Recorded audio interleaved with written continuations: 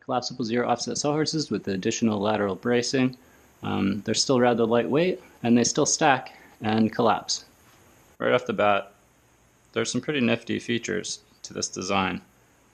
First and foremost is that if you had a lot of them, you could really just continue your work surface as far as you wanted. And if you were to compare that to two normal sawhorses and a sheet of plywood on top to having, basically solid legs on each side, the stability might be comparable. So what you're looking at are two sawhorses, and there's one special thing about this design, and that's that they can be collapsed to a zero offset, or pretty much a zero offset, depending on the size of your top board relative to the other support boards. Maybe it'll even go to zero. And as long as you're on a level surface, they're actually really quite stable. It's tough to demonstrate here, but I assure you they are quite level if you find a true level surface. You'll be pretty happy with how stable they can be, especially with forces applied in this direction. So if the force is going this way, they are going to provide quite a bit of support. I haven't put any bracing in, so forces going in the other direction may destabilize the sawhorse, might rip the screws out, could fall over in that case, but it will support quite a bit of force in those directions due to the number of screws that I've included. However, it would also be very easy to put a brace here. You don't have to do anything fancy with the angle. You can fit an 8-inch diagonal 1x1 brace, and that would shore it up. So if you're going to share this on a job site, I highly recommend adding the brace, because people will tend to overload your horses and put tons and tons of lumber on them. But if you're just using them yourself and you understand the limitations of your horses, then you may not need to worry about it, because leaving those braces out, they're even lighter weight. So, you're not adding much weight with the brace, but I think we will demonstrate the installation of the brace. I find it is really nice to be able to extend your workable surface, but still have a flush edge. So you'll see that they can be offset like regular horses. When you work at something smaller, it's really handy to be able to get down to zero and provide yourself with a nice stable work surface. See here, the design is really quite simple, and the angle is about a 1 to 4. It's really more of a 1 to 4.5, maybe, and we end up with about 15 degrees. More math here on the angles, and I think what you want to look for is somewhere around 12.5 degrees. I wouldn't go above 15, because these are really designed to work on a rough surface. So if the feet are on a rough surface, they're going to be very unlikely to slide. You could modulate this design so it would work on an ice rink or a zero friction surface. I already have a plan for how to do that, but in practical terms, you're working on rough concrete or outdoor surface, you don't have to worry too much about these sliding on you. If you're working on a surface that has friction, you don't have to worry too much about the leg sliding apart, but the angle you pick will definitely interact with how slippery of a surface these will operate on without any connective bracing going the other way. And there is a way that you can add bracing there that they would still be stackable, but I haven't gotten the details worked out, and I'm not going to cover that in this video. And I really don't intend on using these on a slippery surface, so I'm probably not going to worry about it. That's part of why the angle is so steep. When you're working on them, you're usually applying weight downward, such that you can actually, achieve a relative force angle of, that's actually greater than 12 degrees before they start to tip. It seems stable at this angle, and you could make a much shorter horse, cutting it off just about anywhere. But you always want to think about the stability. You ultimately want your legs to have a certain spread at the bottom to maintain a certain stability in that direction. So you may need to modulate the angle based on the desired height. You can stack them up like this, which is useful when you're carrying them around. They don't really save space that way. They don't fold up like other horses, so they aren't the smallest horses you can get. However, they do take up minimal space. They're lightweight, and they're good for a wide variety of projects. As long as you're not stacking lumber on top of them, you probably won't run into any issues with stability or strength, as long as you're fastening them together properly. And properly fastening them together involves a wide variety of screws. So we have 3-inch screws going from the top We're careful with the angle of the screw. You don't want to go right into the end grain because your screw can basically cut those grains repeatedly, and that'll lead the screw to being able to be pulled out rather easily. So this screw, for example, is going in from the top at an angle, so it cuts across those grains. And I was pretty lucky. I didn't hit any of the other screws. You'll notice when I have one going in from this side, it means I have 3 from the other side. So I made sure to get at least 1 from each side, but the other side will look like this. You'll see that these screws should be installed at an angle so that they'll bite into the core of the material over there. And also the angle allows you to use a 3-inch screw, whereas otherwise if you're going in straight, you'd only be able to use a 2.5-inch screw probably. Some of these screws aren't 3 inches. For example, the ones going up from the bottom here, I wanted to be careful not to go through and damage my floor during the initial construction, so I was careful to use a shorter screw for these initial holes. So as you may have guessed, I have assembled these upside down originally, so I'm going to invert them and we could talk a little bit about assembly. So once you've made all your cuts, you're going to have to regrade what you've cut and make sure to align the shorter legs onto the same horse, on the same side of the same horse, if you have any shorter legs, because you're going to want that to be stable at the end of the day. So after you make your cuts, make sure you reassess what you've cut and regrade it. So that will help significantly. Another thing that helps is working on a level surface.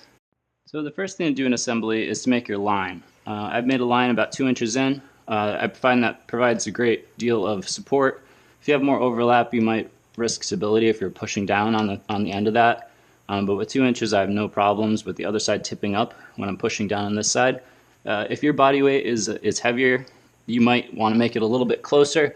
But that being said, you could start out with 4 inches, and then if you found that unstable, just cut it down later. As long as you oversize it. And here I've got 2 inches over 3 feet overall, so I have plenty of surface area. These are taller sawhorses, which works good for me. But you really have to kind of design them for your working height and what's going to be comfortable for you. Also taking into account that you're going to want to make them a tiny bit short because you're going to be loading them with something that you're working on, which is going to increase the height even further. So without further ado, let's discuss how to attach these together. So the most challenging screw is the first one. And you want to wear hand protection and make sure you're not going to hurt yourself if you slip off the screw, which is quite easy to do. So make sure you're wearing hand protection and eye protection and also knee protection, and hold it very carefully, and possibly pre-drill a pilot hole to help you get the screw going and properly driven. We can go into all those details either later or in another video. So once you get the first one done, it's recommended to use a clamp and clamp the second one to the first one. Make sure it's really tight down to the wood, and then drive in the opposite screw. You will see it right here. So once you get 2 of them done, do the other side, and then connect the legs together, and you can flip it over and add in those screws from the top. Whenever you're going into end grain, like the screws on the top are, again, make sure you're cutting across those grains. So you're going to want to start that screw over here probably on the top and come through and go this way. That'll give you the maximum connectivity. Also, while you're screwing things, always plan out and make sure you're not going to go through into the floor or through and have a screw head stick out over here. So plan your angles accordingly. And all these screws that go across should be at least 3 inches and should be driven at an angle. And that will help. You see, it would take quite a bit of force to rip these apart now. There are enough screws, but you'll see there's a little play. So what you're going to want to do is make sure everything's really tight, really well screwed together, and add in all the proper supports that you're going to need. The main advantages of sawhorses are maintaining this edge alignment when you're working on relatively small objects and small projects. You don't have your sawhorses offset, but you can demonstrate with this. So the way you've had to do this otherwise is by offsetting your sawhorse. So you end up with something like this, which isn't the end of the world, but it's not as nice to work with. And the other advantage to interleaving them is you do gain a tiny bit of additional stability, but they're effectively linked together. So you gain more stability in this direction. I'll demonstrate a couple other nifty features. One of them is curvature. So if you're trying to support something, maybe a production line environment, you can have a curvature going, and if you had enough of these, you could really make quite large curves. There's some limitations to how tightly it can curve, but it will support a relatively large amount of weight, and also ends up actually adding stability to have that curvature if you had a whole lot of it. But again, if you're supporting a lot of weight, you're going to need lateral braces to connect these 2 points. The thing that you could do with these is clamp them together. And while you can do that with regular horses, it's nice because while they're clamped together, you still maintain the nice clean edge where they line up perfectly. And you gain that additional, like the interleaving helps them to be more stable by that much. So on some projects it's really handy. And if you oversize the top board a little bit, they'll even go all the way to 0. I'm not sure why you'd need them to go to 0 because you're not usually going to be clamping like a piece of paper. But for practical purposes, they don't need to go all the way to 0. The way that I've used these sawhorses is in constructing a shelf that is designed to go behind my countertop dishwasher. When I press the buttons on the front of the dishwasher, it will no longer slide the dishwasher back into the wall. It also provides a little shelving unit. All the tubes and cables for the dishwasher will nest underneath this unit, and it will certainly provide a nice improved kitchen experience. You can clamp things like a guide board on the edge here, clamp down your other supporting blocks back there, which are kind of temporary blocks. This is designed to sit on the backsplash in the kitchen. Obviously I haven't finished it yet. It still needs to be sealed with some weatherproofing materials, probably polyurethane. So the nice things about this are that I can get an adjustable working area that effectively goes down to 0. And there's nothing really, like you could do this on regular sawhorse too, you just have to offset the legs and you wouldn't have as nice of a working environment. There are more things to trip over, things like that. Next up, we're going to drive a 3.5-inch screw. First thing to do is make sure that your screw isn't going to go through your material. You can see up here, if I went straight through, it would go through my material, but as long as I'm at an angle, it'll be good. Second thing you want to watch out for is if I came through and the screw showed up here, that would get in the way of my stackability. So all screws need to end up hidden in between the 2 boards. So when you're driving a screw, the first thing you want to do is figure out your final angle, which I plan to start over here somewhere and come through and finally end up over here somewhere. And then the screw will be hidden in the middle there. So that's like my final angle. And you notice I'm going lower down, and that's going to keep these legs from spreading apart when weight is applied. Say you're on a slippery floor, tons of weight is applied, naturally these legs are going to want to spread apart in that direction. So by applying the screw lower, it's effectively helping more to keep the legs from spreading apart. So the next thing you want to do is actually change that angle and get your screw just barely started. Yeah, we'll edit that out, right? So you'll get your screw barely started and then pick your angle. So I'm using a star drive bit here. It's really important to keep this screw gun perpendicular to the top of the screw. And apply an appropriate pressure. So I'm not holding my hand down here. Well, it'd be really a lot easier to hold it down there. You got to worry about your own fingers. So potentially, since I'm wearing gloves, I could hold it over here. But you got to worry about if the screw gun head jumps off of the screw, it's going to hit you, potentially. So it's a lot safer to try to hold it somewhere else and to properly brace this against a wall or something else. So I'm going to hold it over here. And we got the right angle going now. You can pre-drill the holes. It can make it a little easier, but in this case, these screws are designed such that it's not essential to pre-drill, but you can get nicer countersinking if you pre-drill, pre-countersink your holes, etc. So I'm going to continue to drive this in. I've got the clutch set appropriately, so the screw gun's not going to stop on me. So we can try 15 though, see how it goes. So you see it's countersunk in nicely. It's not coming through where it's not supposed to, and it's connected these 2 together in a much stronger way than previously. So it doesn't hurt to do that. We'll add a couple more in here. So I already have some screws coming from the other side, so it's not really just this one holding it here. Yet we will try to put one down as low as we can. You have to worry about this grain a little bit. So if I were to put the screw in over here, it would work, but it's more likely to split in some of these places. And really what you want to do is, like, all this areas that it can split, sometimes actually really strong in there. So you want to bind all that together. So I'm actually going to try to start over here. Sometimes you need a longer screw too. A new box of 4-inch screws here. You'll see they're very similar in every way to the 3-inch ones, except that they're 4 inches. A star drive, and you'll see it'll go through even further. However, That really just means we need at least this much of an angle in order to not go through. So we'll try it out all the way over here. We're going to start. You notice we have a very narrow window down here. We have to hit that 1/2 inch overlapped in order for the screw to be hidden. We're going to get it going. Start it out up there, and we're going to pick our angle. And hopefully we got the right angle here where we're not going to come through anywhere we don't want to. And I'm backing out, try to adjust the angle a little bit. It's going a little bit farther down than I'd like it to go, but I think we're still good, so let's try it out. Worst thing that can happen is you can pull it out and put it in the right way. So let's see what happens here. So we hit the clutch. So that 4-inch screw cut out the clutch at 15 setting, high setting it goes. And it came through somewhere I didn't really want it to. And it came all the way through the other side. So we're going to back that out and we're going to change that angle up. Now it's really hard to change the angle using the same hole. So what I'm going to do is offset the hole a little bit, get it started again. This time we need to pick a steeper angle. And I think we got it this time.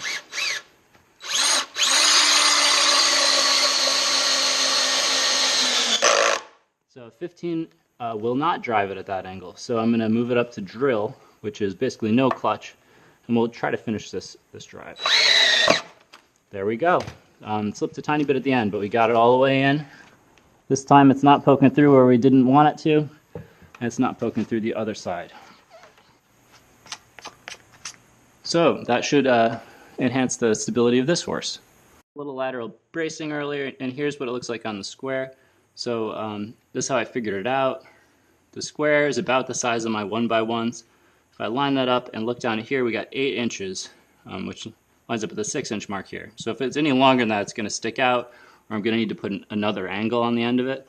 To keep it really simple, with 45-degree angles, let's make a brace that's 8 inches. See here, I've got 8 inches point to point, and it's 45-degree angle on each end, and it fits right about here where I wanted it to. So that's going to certainly shore up one of these legs, and primarily it does it just in one direction. So it prevents this from collapsing towards that. That's the strong direction. In spreading them apart, it really relies just on the screws to tension it, so it's a little less strong that way. So you'd really want to do both sides. This is going to add a little weight to your horses, but it's really not much weight. So it's highly recommended, especially if you're going to be sharing your horses with other people who might overload your horses. So I'm going to make a bunch more of these, and then let's fasten them up. So checking out the screw lengths here, it looks like we can still use a 3.5-inch screw, potentially. But it would be a little bit easier to not poke through with the 3-inch screw.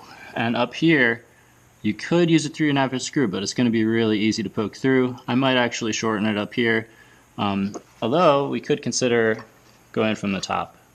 That might actually be a really good option, but it's going to be a little bit more difficult to install them. So let me show you how I'd clamp and attach these. 2.5-inch starter drive screws here too. It's another really useful size to have. And without further ado, let's demonstrate attaching some of these. So what I'm going to try to do is go through like that, get as much material as I can, and not go through the other side. So I'm going to actually want to start out down there, and it seems a lot lower than you might eyeball it, but that's going to give me the best attachment. The only other thing to think about is the grain over here. It should connect pretty good. We're not going an end grain or anything like that. Another thing to consider is angles. Angles can be really be your friend with screws. If you put the screw in an angle, you're no longer going to be able to spin this around because the screw's at an angle, so it'll actually kind of anchor it a little better. But in this case, since we're going to put screws in the other anyway, it doesn't really matter too much. So I'm going to start it here and kind of go across a little bit. That happens sometimes. So start here and go a little bit across. Put my knee on it to hold the horse in place. So we've got it going now at the angle we want. Didn't come through the top, so that's perfect. That's exactly what I wanted. With this one, we could potentially use a little bit longer screw and even go across in the other piece of material, and why not? So we'll go ahead and use a 3.5-inch here because we can hit that material over there, and we're going to try to go through all of them. Think a little bit about the grain of the wood. You can see this curvature here. Because I'm going this way, it probably won't split out on me. So we got the screw started, get the angle set where we want it, and at this point we really can't change the angle. Let's go ahead and drive it in.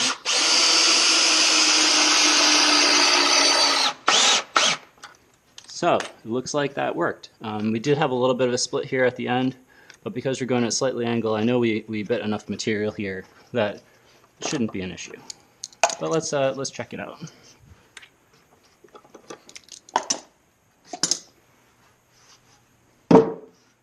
Well, there we go. No screws poking out anywhere I didn't want them, and what that's going to do is shore it up if I were ever to apply forces in this direction. I had made 3 more of these, but I used slightly smaller stock, so I'm going to go ahead and pre-drill these holes. Again, all the same considerations apply. You want to think about the screw length and the angle that you're ultimately going to want to drive it at, whether or not it's going to come through. But it's a very similar screw. You can't really start the drill bit like that. You kind of always have to get it going perpendicular, and then you pick your angle after there. It also has a countersink, which cuts a nice groove there, and you could sand that up. But in this case, just a sawhorse, so we're not going to worry too much about the looks.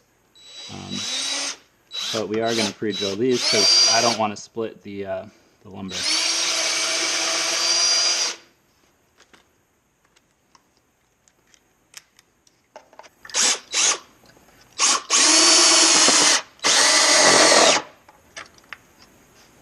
And I forgot my gloves. You're going to want to make sure you are wearing gloves, just in case you do slip off and hit your finger. I'm going to compensate for that by placing my hands in very safe locations.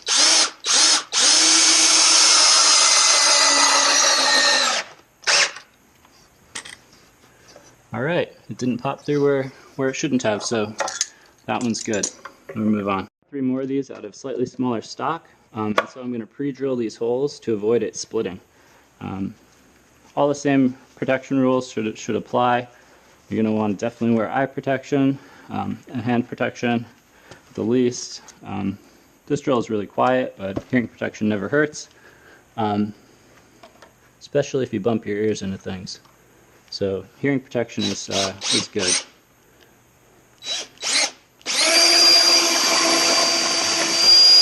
You see we got a countersink on this bit, so we're automatically creating countersink.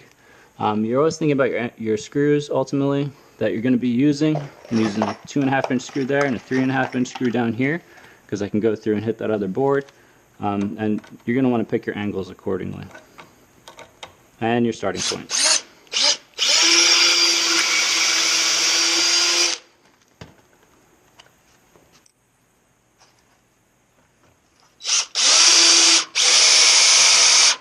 So you'll see it jumped a bit where it went right through, and it's because I didn't drill a deep enough hole. One way to correct for that is to back it back out, make sure it gets flush again. I'm putting my thumb in the most dangerous position here. The safer way to hold it is to use a block like this that already has the angle on it, and then all you have to do is clamp that block down, and that should help hold your workpiece in place, and you will no longer need to place your finger in a dangerous place. But I'm just going to do it for a moment.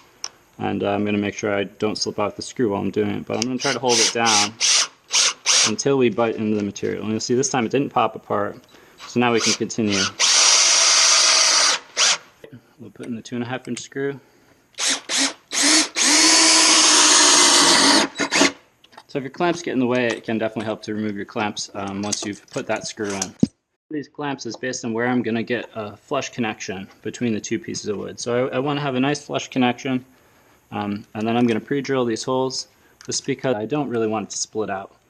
I'm going to think about the length of my screws and where I'm trying to go with them before I drill the pilot holes. You want to start more perpendicular to get the drill started and then move to the desired angle.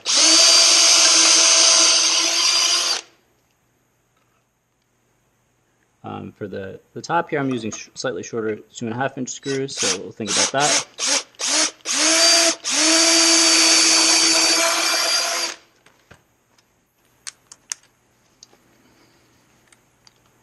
Next we'll drive the 3.5-inch screw down here.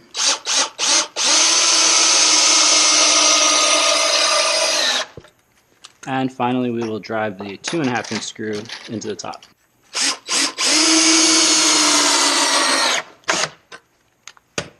There we have it.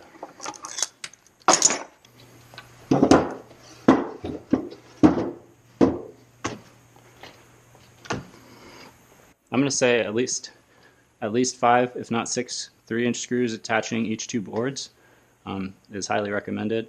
Also, you don't want to put your screws too close to the edge here because it's more likely to rip out. So you want to make sure you get as much material connected as you possibly can. Lateral braces are in here. Definitely shores it up even more. I highly recommend it, especially if you're going to share these horses or bring them to a workshop environment. Once you get one built, it's relatively easy to build more. All you need to do is put down another board, and you can work off of that. Especially if you find a nice stable place to clamp your first horse to, then you'll have a really stable working surface to effectively help you get the first screw started on the next horse over. So it does get easier once you get the first horse done. And it's definitely worth noting that you can also use a 2x6 if you want a more stable horse. It will be a larger, heavier horse, but it will be more heavy duty.